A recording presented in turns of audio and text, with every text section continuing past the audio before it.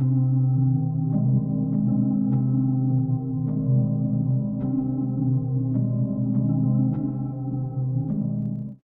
kalian pernah mendengar cerita tentang rumah kosong yang dihuni oleh makhluk tak kasat mata? Rumah yang tampaknya tidak berbahaya, tetapi siapa sangka ada kisah mengerikan di baliknya. Kali ini, saya akan menceritakan kisah nyata yang berasal dari Bali tentang sebuah rumah kosong yang penuh dengan misteri dan kematian yang tak terduga. Selamat datang di Cerita Warga Desa. Terima kasih sudah bergabung di channel kami.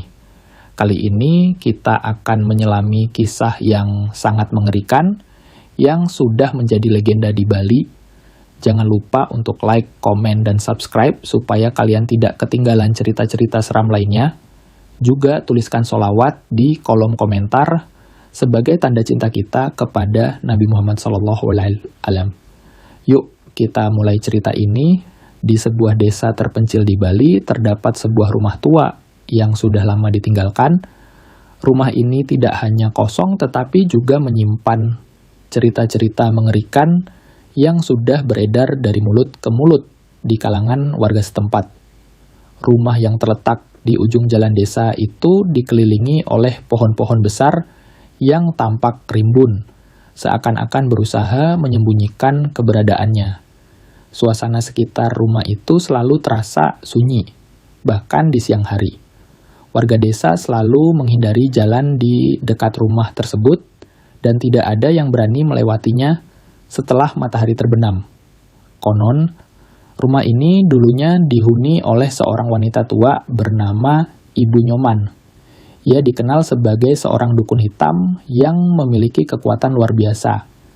Banyak orang yang datang padanya untuk mendapatkan kekuatan atau pertolongan, tetapi tidak sedikit yang merasakan dampak buruk setelah berinteraksi dengan Ibu Nyoman.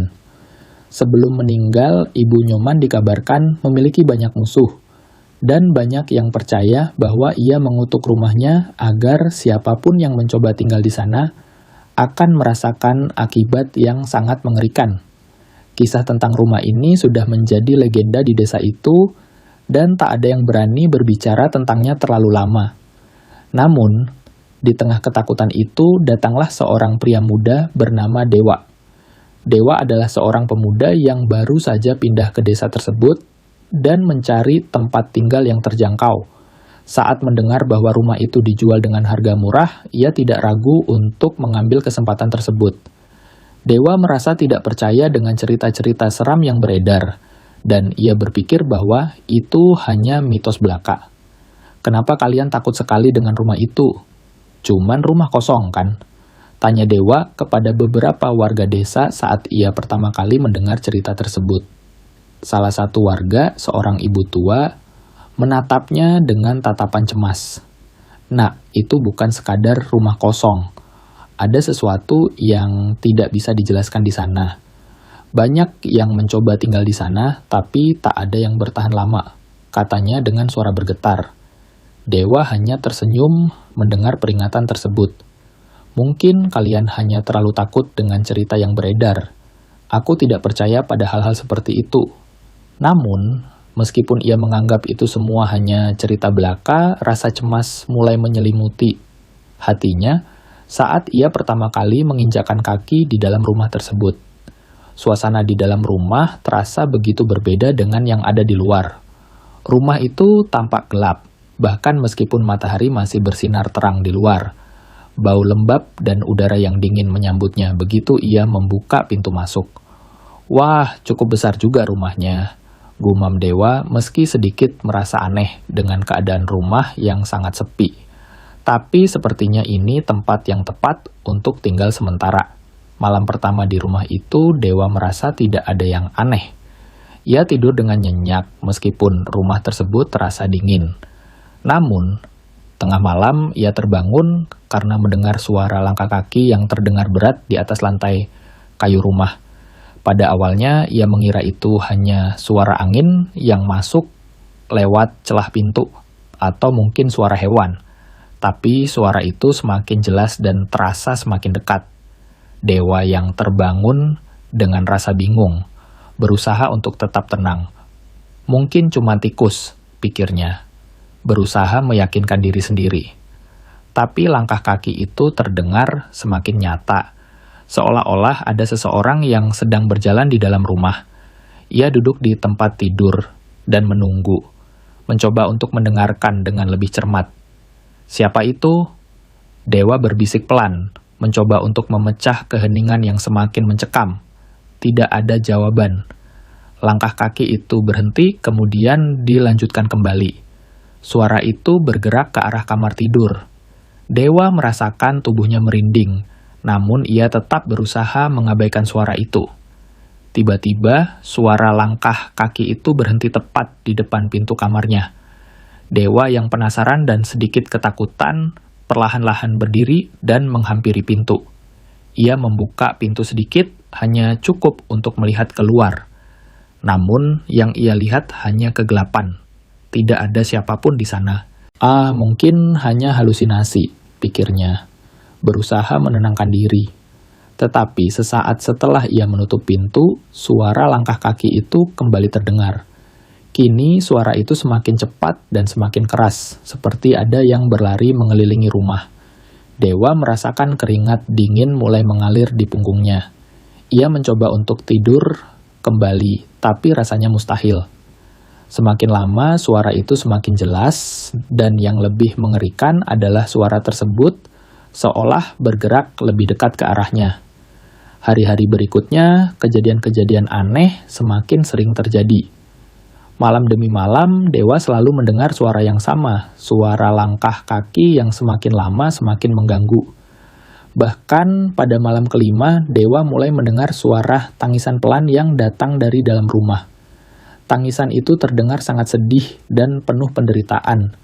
Dewa terbangun dan mencoba mendengarkan lebih baik, tetapi suara itu terdengar seperti berasal dari ruang tamu.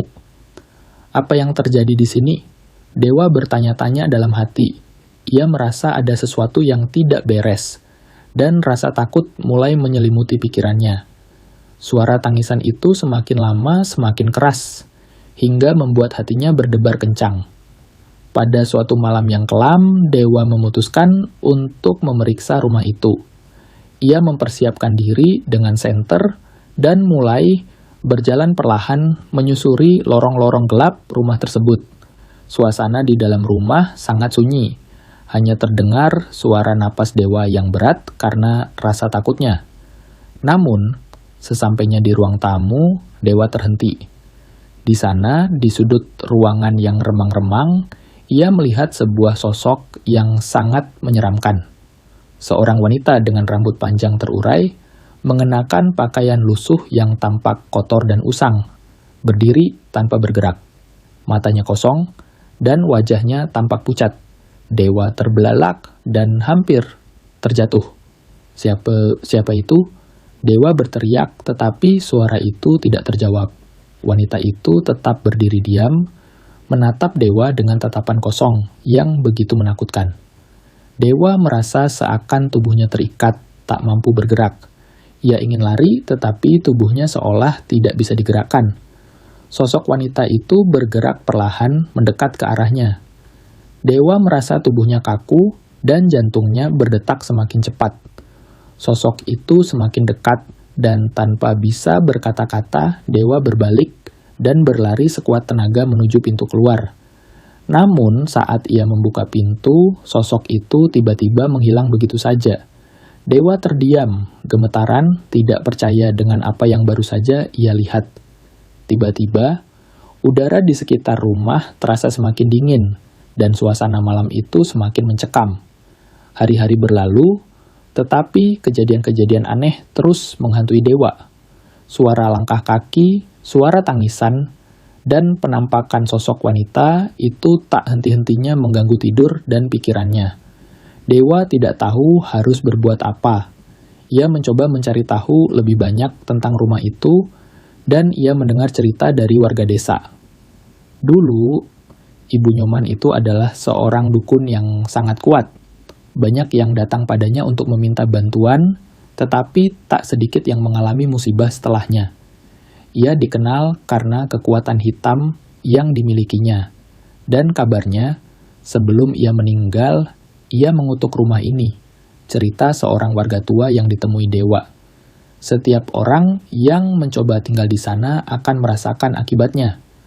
Mereka akan merasakan teror yang tak terhindarkan, tambah warga itu. Dewa merasa takut, tetapi rasa penasarannya lebih kuat. Ia memutuskan untuk tetap tinggal di rumah itu, meskipun takut.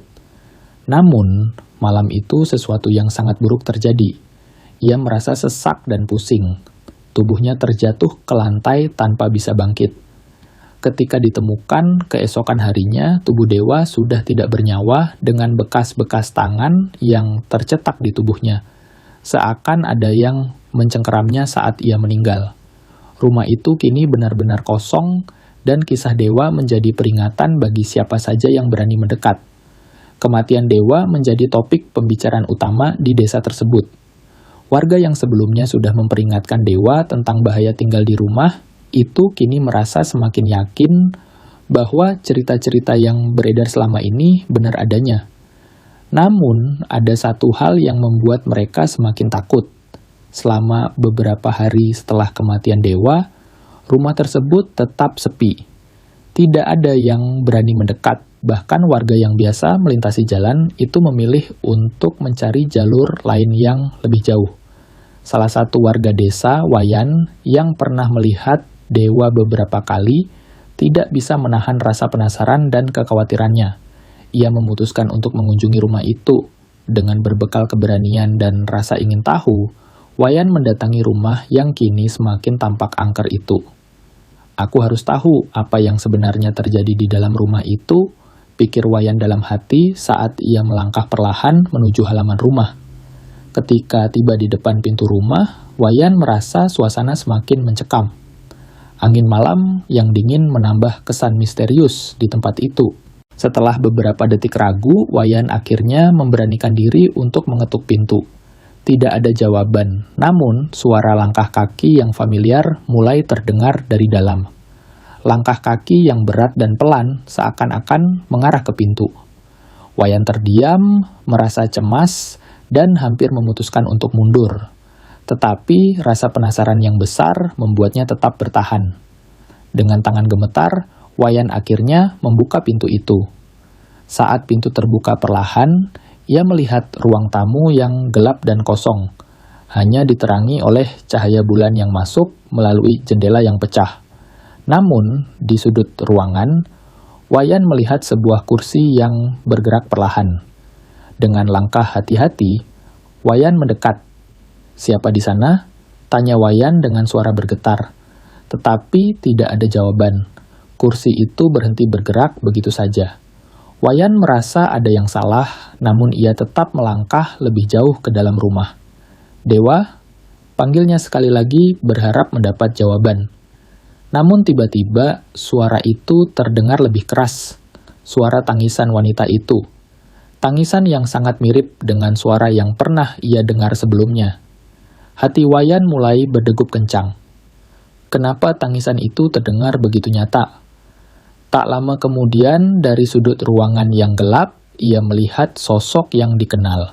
Sosok wanita dengan rambut panjang terurai, mengenakan pakaian putih lusuh, berdiri mematung. Matanya kosong dan wajahnya tampak pucat. Sosok itu menatap Wayan dengan pandangan kosong yang tak dapat dijelaskan. Tanpa sadar, Wayan mundur beberapa langkah, namun langkahnya terhenti saat ia merasakan sesuatu yang dingin menyentuh pundaknya. Dengan tubuh kaku, Wayan menoleh dan melihat di belakangnya sebuah bayangan hitam yang semakin besar.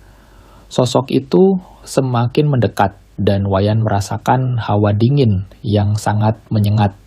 Ia merasa seperti ada sesuatu yang mengikatnya, membuatnya tidak bisa bergerak.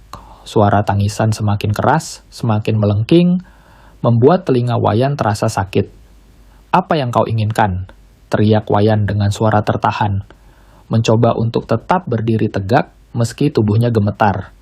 Sosok itu hanya diam, semakin mendekat, dan tanpa suara. Dalam ketakutan yang semakin besar, Wayan merasa seolah-olah tubuhnya tidak lagi bisa bergerak. Kakinya mulai terasa berat dan matanya mulai kabur. Di hadapannya, sosok wanita itu semakin dekat dan untuk pertama kalinya, Wayan merasakan sesuatu yang sangat dingin menyentuh tubuhnya. Seolah-olah ia tersentuh oleh kematian itu sendiri. Setelah kejadian itu, Wayan tidak bisa melupakan apa yang ia alami. Ia berlari keluar dari rumah itu dan berteriak meminta bantuan. Namun, ketika beberapa warga datang untuk memeriksa, mereka tidak menemukan apapun. Rumah itu kosong, seperti biasa. Tidak ada sosok wanita yang menakutkan, dan tidak ada suara tangisan lagi. Warga yang datang segera mengingatkan Wayan agar tidak mendekati rumah itu lagi. Mereka mulai menceritakan kisah-kisah lama yang berkaitan dengan rumah tersebut, dan bagaimana setiap orang yang berani tinggal di sana selalu berakhir dengan tragedi. Dulu, banyak orang yang datang padanya untuk meminta bantuan, tapi mereka malah jadi korban dari kekuatan jahat yang ada di dalam rumah itu, kata seorang warga yang juga merupakan teman lama Wayan. Ibu Nyoman adalah dukun hitam. Ia sangat berbahaya, dan rumah itu kini menjadi tempat penantian roh-roh yang tidak bisa tenang. Beberapa warga bahkan mengingatkan Wayan untuk berhati-hati, bahwa ada kekuatan jahat yang mengendalikan tempat itu, dan siapapun yang berani tinggal di sana pasti akan merasakan akibatnya. Mereka menceritakan lebih banyak tentang Ibu Nyoman dan bagaimana ia meninggal dengan cara yang tragis. Ibu Nyoman meninggal setelah dibunuh oleh orang-orang yang merasa ketakutan dengan kekuatan yang ia miliki. Namun, sebelum meninggal, ia berjanji akan membalas kematian mereka dengan cara yang mengerikan. Sejak itu, rumah itu menjadi tempat kutukan. Cerita ini terus menyebar dengan cepat. Tidak hanya di desa tempat rumah itu berada, tetapi juga di desa-desa sekitar.